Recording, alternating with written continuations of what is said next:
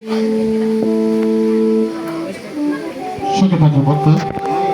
ভগবতী বলো, আপনি তো আমার রাজ দরবারে সবসময় আসে, আপনার সঙ্গে যে এসেছি নাকি তো চিনতে পারলাম না, ইনি কে? ওনাকে তুমি চিনতে পারবি? উনি হল আমার গুণধর ভাই কালাচাঁদ ফকির। তাহলে তো এ আমার মুর্শিদ, ও মুর্শিদ আমার ছাড়া।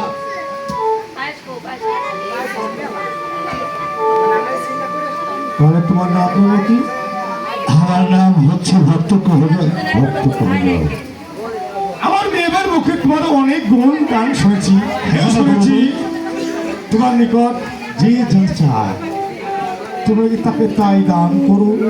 সত্য? হ্যাঁ, আমার মুর্শিদ যা বলেছে সবই সত্য। আচ্ছা, যদি আমি তোমার নিকট কিছু ভিক্ষা চাই দেবে? ভগবতী, আমার ভান্ডার যদি থাকে তাহলে আমি দেব। আসে আসে আসে দেবে। থাকলে আমি দেব।